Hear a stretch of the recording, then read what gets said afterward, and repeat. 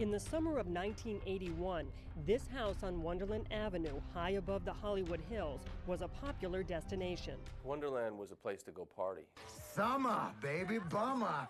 The best party I've ever been to. It's only the beginning, baby. LA in the summer, anything can happen, right? This group of guys and their wives who threw the best parties, had the best drugs, had the best music, were, you know, the most playful and the most dangerous at the same time. That dangerous edge erupted in violence on the night of July 1st, 1981, when 4 people were murdered at 8763 Wonderland Avenue. Los Angeles police detectives Bob Souza and Tom Lang, who later worked the O.J. Simpson case, got the call to investigate the bloody crime scene. A scene so shocking and a mystery so complex, they wrote a book about the case. 4 on the floor. There were several bodies on the floor, 4 as it turned out. We are now in the residence, the first level living room area.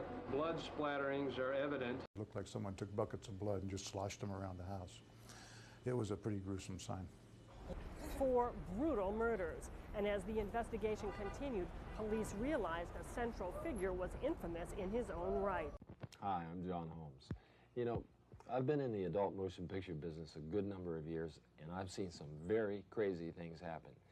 I think that the drug addiction came because this world of pornography was not a world that he enjoyed. So he had, extremely low self-esteem, and that just a chronic need to try and get out of that feeling of uncomfortableness, I think, led him to drugs and madness. Where do you want to go? Anywhere. Everywhere!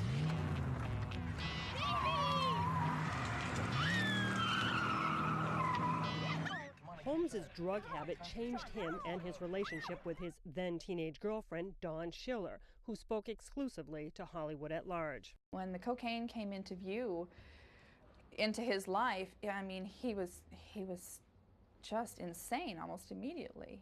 In the film, Dawn Schiller is played by Kate Bosworth.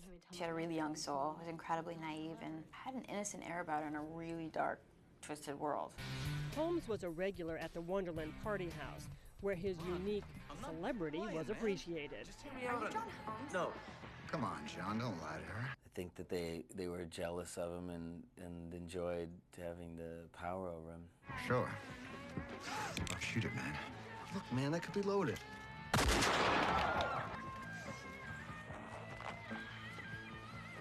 Put it in your pants, John.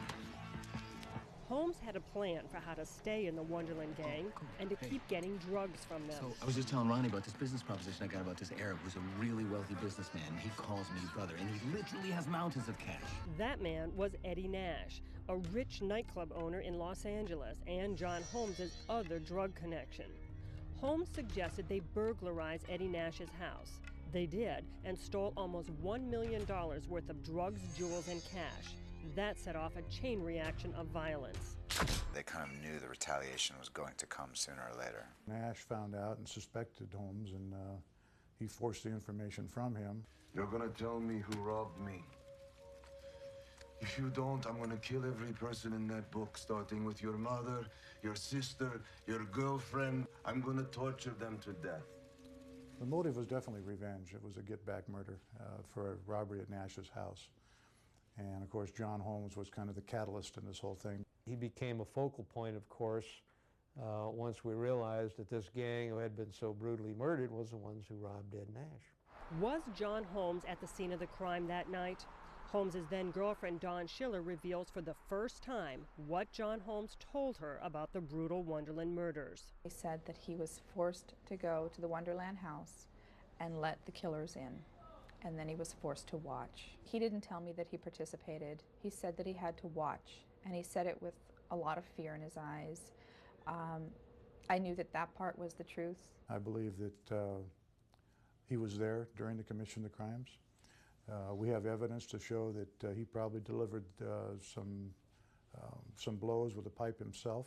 Ultimately, we came to find out that the weapons used were threaded lead pipes. Blood splatterings are evident on the south wall above the victim's head. The palm print above one of the victims was very telling. The investigation revealed that bloody palm print belonged to John Holmes. Knowing that the way John beat me and the fists of rage that he had above my head, I had no problem placing a lead pipe in his hand and seeing him throw a blow.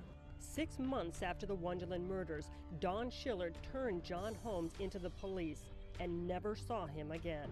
At his 1982 trial for the Wonderland murders, John Holmes never took the stand. I believe John Holmes did get away with murder.